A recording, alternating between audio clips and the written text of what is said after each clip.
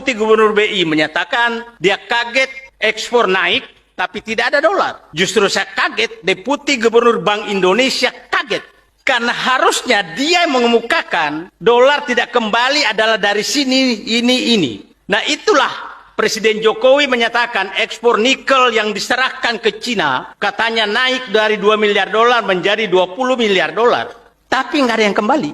Itu sama dengan menyerahkan tambang kita ke Cina dan diangkut ke Cina dan tidak kembali. Terus itu tepuk tangan, hebat katanya. Hebatnya di mana? Kalau hanya itu pasti lebih hebat kita semua. Undang semua orang di sini ngambil, pergi sana. Nah ini semua menurut saya otak saya nggak pernah masuk akal saya. Bayangkan Deputi Gubernur Bank Indonesia, Bapak dan Ibu tahu gaji Deputi Gubernur Bank Indonesia kira-kira dengan fasilitas yang terima itu 500 juta per bulan. Hanya menghasilkan kaget. Logikanya di mana? Tapi saya paham, pasti dia tidak berani mengemukakan kemana uang nikel dan siapa di balik ekspor nikel, kemana uang batu bara dan siapa di balik ekspor batu bara, kemana uang CPO dan siapa di balik ekspor CPO. Kalau kita meninggalkan pemimpin-pemimpin yang tidak bernyali, maka bangsa ini akan habis dijual. Maka saya katakan, negara ini hanya bisa diselamatkan kalau pergantian rezim dari mental kacung kepada orang-orang yang bernyali.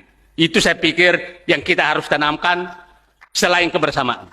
Saatnya mental kacung menyerahkan kekuasaan ini untuk menyelamatkan negeri ini kepada manusia-manusia bernyali yang berhasil, yang punya semangat dan tidak takut menghadapi para cukong-cukong kekuasaan yang membungkus diri sebagai mentor pada politisi-politisi tertentu. Itu saya pikir yang perlu kita rumuskan nanti malam, karena saya harus pergi, bahwa saya katakan bangsa ini hanya bisa diselamatkan apabila terjadi penggantian rezim.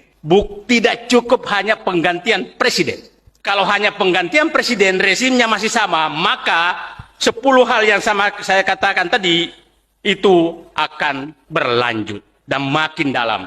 Jadi saya hanya menitip 10 hal tadi. Saya betul-betul berharap bahwa ini penjualan sumber daya alam kita harus hentikan, utang harus kita bayar. Utang ini, asal Bapak tahu, itu puncaknya nanti kira-kira di akhir pemerintahan berikutnya. Karena dia membuat utang itu jangka pendek, rata-rata 5-6 tahun.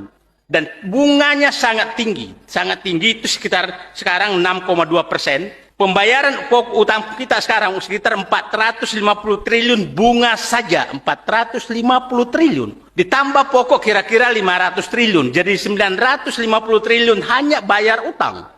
Hampir 50% pendapatan negara hanya dipakai untuk bayar utang. Jadi jangan Bapak dan Ibu heran, pupuk susah didapat, BBM harus naik, listrik harus naik, apa segala naik, karena tidak ada lagi uang dipakai untuk subsidi itu.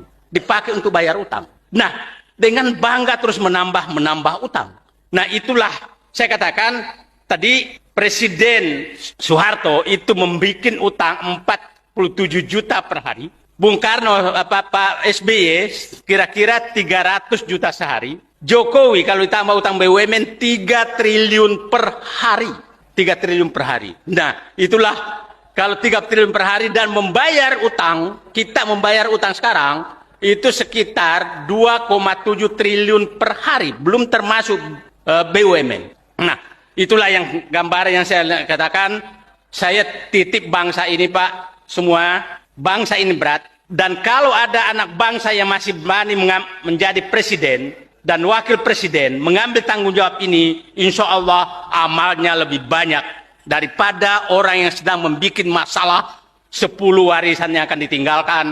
Sekali lagi 10 warisan. Kalau Nabi Musa dapat 10 firman Allah untuk menghadapi Fir'aun, maka saya tidak tahu namanya orang yang meninggalkan warisan 10 yang berat, kita berikan nama apa. Terima kasih. Wabillahi taufiq wal hidayah. Wassalamualaikum warahmatullahi wabarakatuh. Salam luar biasa Bang Mosad ini. Tapi sedikit Bang Mosad, ada nih pesan 1-2 menit aja sebelum pergi. Selama ini katanya Bang Mosad selalu mengkritisi. Sekarang apa solusinya kira-kira sebelum Bang Mosad pergi? Solusi yang tinggalkan untuk kita bahas nanti. Solusinya ganti pemimpin yang bernyali, panggil semua perampok-perampok itu duduk, kasih pilihan, lu mau kembalikan ke negara atau lu mau ikuti aturan yang aku bikin.